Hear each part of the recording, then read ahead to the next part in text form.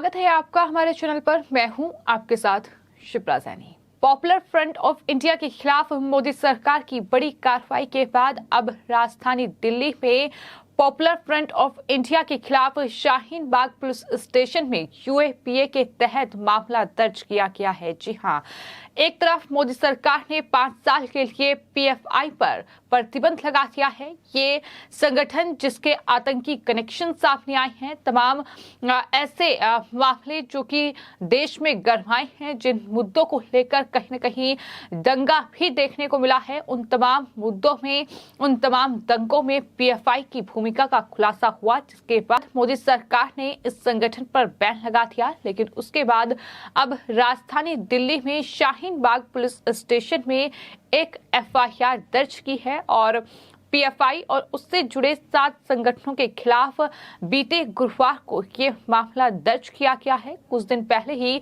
दिल्ली के शाहीन बाग स्थित पीएफआई के दफ्तर में दरअसल कई ठिकाने ऐसे थे जहां छापेमारी की गई थी, जहां से तमाम चीजों का खुलासा हुआ कि किस तरीके से पीएफआई जो है वो कहीं न कहीं देश में दंगे की आग भड़का रहा है, किस तरह से देश को तोड़ने की कोशिश कर रहा है, किस तरह से आतंकियों के साथ उनके लिंक है। ये तमाम चीजों का खुलासा हुआ। लेकिन इन सब के बाद अब दिल्ली के शाहीन बाग पुलिस स्टेशन में यूएपीए के तहत मामला दर्ज किया गया है। दरअसल ये गैर कानूनी गतिविधियों रोकथाम अधिनियम यूएपीए के तहत केस फाइल किया गया है। और आपको ये बता दें कि हाल ही में पॉपुलर फ्रंट ऑफ इंडिया पर जबरदस्त एक्शन देखने को मिला है। किस तरह से पहले पॉपुलर फ्रंट ऑफ इंडिया के खिलाफ देश भर में अलग अलग राज्यों में छापेमारी हुई, जिसमें कई उनके जो टॉप लीडर थे उन्हें गिरफ्तार किया गया। और इसी कड़ी में राजधानी दिल्ली में भी छापेमारी हुई, जहां से कई नेताओं को गिरफ्तार किया गया। इस छापेमारी के दौरान आपको बता दें, पॉपुलर फ्रंट ऑफ इंडिया के 240 से ज्यादा नेताओं और पदाधिकारियों की गिरफ्तारी हुई, जिसके बाद मोदी सरकार ने हाल ही में पॉपुलर फ्रंट ऑफ इंडिया, ये जो संगठन है जो कि इस्लाम के नाम पर बना, लेकिन किस तरह से कट्टरपंथी ताकतों को बढ़ावा दिया गया और इस तरह से देश को धर्म के आधार पर तोड़कर मुस्लिम राष्ट्र घोषित करने का इनका प्लान था, जो कि पीएफआई के प्लान में ये तमाम चीजें शामिल थी, जिसका खुलासा अब हुआ है। और यही वजह है कि मोदी सरकार ने हाल ही में इस संगठन पर 5 साल के लिए प्रतिबंध लगा दिया है। साथ ही साथ इसके ट्विटर अकाउंट को भी बंद कर दिया गया है। असम, कर्नाटक, केरल, महाराष्ट्र और राजधानी दिल्ली समेत कई पॉपुलर फ्रंट ऑफ इंडिया के कार्यकर्ताओं के घर पर पुलिस की छापेमारी भी हुई और इस कार्रवाई में 247 लोग हिरासत में लिए गए। उत्तर प्रदेश में 44 लोगों को हिरासत में लिया गया था, तो कर्नाटक में 72 लोगों को, असम में 20 लोगों को, दिल्ली में 32 को, महाराष्ट्र में 43 लोगों को, गुजरात में 15 को और एमपी में 21 लोगों को हिरासत में लिया गया था, जिसमें उनके टॉप लीडर भी शामिल थे, जो कहीं न कहीं तमाम जो पॉपुलर फ्रंट ऑफ इंडिया के जो कार्यकर्ता हैं, जो लोग उससे जुड़े हुए हैं संगठन से, उन्हें शिक्षा देने का काम करते थे। किस तरीके से आतंक की राह पर चलना है, किस तरह से दंगे भड़काने हैं, देश को धर्म के आधार पर बांटना है, सांप्रदायिक तनाव फैलाना है और उसकी आड़ में अपना जो मकसद है, यानी एक इस्लामिक राष्ट्र हिंदुस्तान को घोषित करना 2047 तक, ये उनका लक्ष्य था, जिसका खुलासा हुआ है। ये उनका प्लान था। तो ये तमाम चीजें हैं जो कहीं न कहीं निकलकर सामने आई हैं और यही वजह है कि अब पीएफआई के खिलाफ ये जबरदस्त एक्शन देखने। आपको ये बता दें कि प्रतिबंधित संगठन पॉपुलर फ्रंट ऑफ इंडिया के खिलाफ न सिर्फ देश की राष्ट्रीय राजधानी दिल्ली में ये एक्शन हुआ है, बल्कि इसके अलावा उत्तर प्रदेश के अयोध्या से भी पुलिस ने एक पॉपुलर फ्रंट ऑफ इंडिया के एक और कार्यकर्ता को गिरफ्तार किया है। और पुलिस के मुताबिक आरोपी राष्ट्र विरोधी गतिविधियों में शामिल था और वो मुसलमानों को हिंदू समुदाय के खिलाफ भड़काने के साथ ही हिंदू समुदाय को आतंकी गतिविधियों से निशाना बना रहा था। गिरफ्तार आरोपी मोहम्मद जैद तबलीगी जमात का सक्रिय सदस्य है और लखनऊ स्थित प्रसिद्ध इस्लामिक मदरसा नदवा का वो पूर्व छात्र भी है। ये बड़ा खुलासा इस पूरे मामले में हुआ है। तो इस तरह से पॉपुलर फ्रंट ऑफ इंडिया पर भले ही मोदी सरकार ने प्रतिबंध लगा दिया हो, लेकिन अभी भी एक्शन जो है वो लगातार जारी है।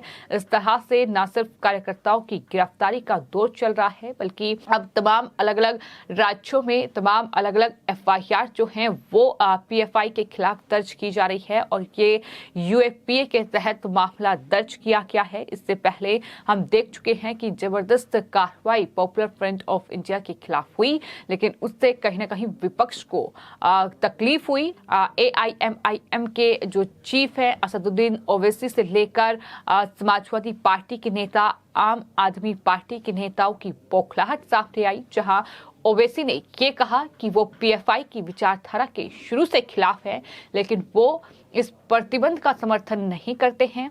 वहीं आम आदमी पार्टी के नेता संजय सिंह की ओर से तो पुलिस से सबूत ही मांग लिए गए कि दरअसल सबूत पेश करें कि आखिर क्यों इस तरह से कार्रवाई हुई है, आखिर क्या गलती पीएफआई की है। तो इस तरह से कहीं ना कहीं बौखलाहट भी सामने आई, क्योंकि पीएफआई वो संगठन जो कहीं ना कहीं लोगों को धर्म के आधार पर बांटकर किस तरह से राजनीतिक दलों की भी मदद करता रहा है। फिर चाहे बात राजधानी दिल्ली में दंगे भड़काने की हो, जब सीए के दौरान राजधानी दिल्ली में दंगे भड़के तो उस दौरान भी पीएफआई की भूमिका नजर आई। और इसके अलावा चाहे बात कर्नाटक में हिजाब विवाद की रही हो, उसमें भी पीएफआई ने भूमिका अदा की। और इसके अलावा भी तमाम ऐसे मामले रहे हैं जिसमें पॉपुलर फ्रंट ऑफ इंडिया की सक्रियता नजर आई है। यही वजह है कि ये बड़ा एक्शन मोदी सरकार ने लिया है, क्योंकि इसकी मांग भी देश भर में लंबे समय से हो रही थी कि इस तरह से दंगे भड़क रहे हैं, लोगों में सांप्रदायिक तनाव जो है वो बढ़ रहा है और पीएफआई पर एक्शन होना चाहिए, क्योंकि इस तरह से ये पूरा आतंकी लिंक जो है पीएफआई का वो सामने आ रहा है। क्या कुछ प्लान पीएफआई का था? देश के प्रधानमंत्री नरेंद्र मोदी की छवि को धूमिल करना,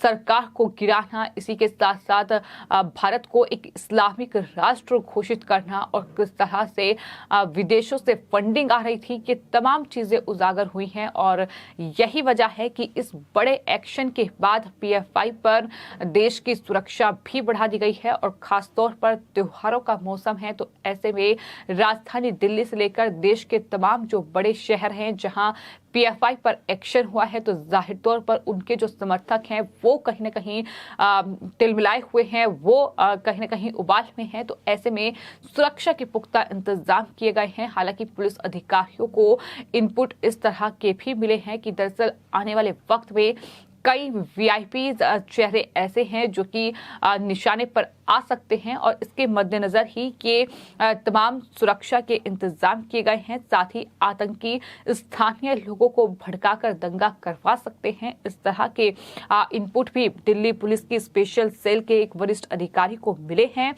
तो यही वजह है कि ये खुफिया इनपुट है जिसको लेकर ये कहा जा रहा है कि पॉपुलर फ्रंट ऑफ इंडिया और उसके संगठनों पर प्रतिबंध लगाने से आतंकी संगठन और साथ ही उससे जुड़े लोग बहुत नाराज हैं। ऐसे में दिल्ली पुलिस जो है वो सुरक्षा के पुख्ता इंतजाम कर रही है ताकि कोई सांप्रदायिक दंगा इस तरीके से ना हो।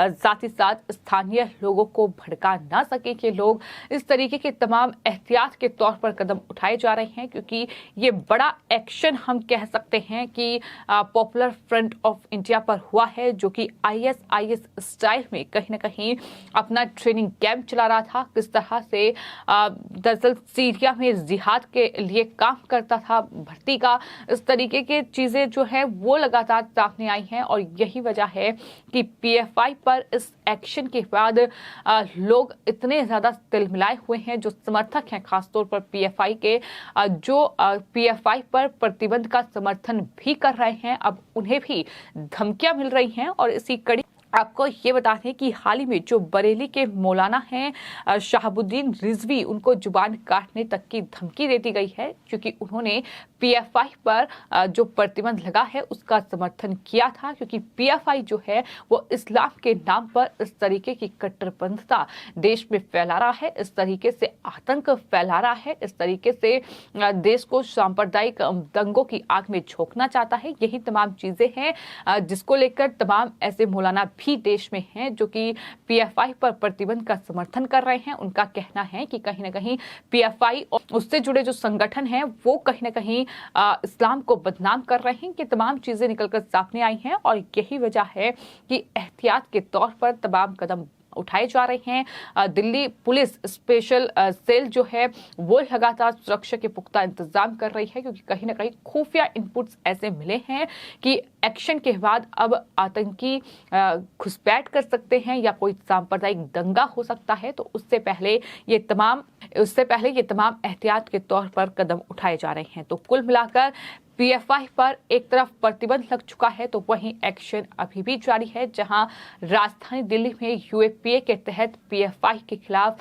ये जो केस है वो फाइल किया गया है, तो वहीं अयोध्या में एक और कार्यकर्ता को गिरफ्तार कर लिया गया है। फिलहाल आपकी इस पूरे मामले पर क्या राय है, हमें कमेंट बॉक्स में जरूर लिखें और चैनल को सब्सक्राइब करें। धन्यवाद।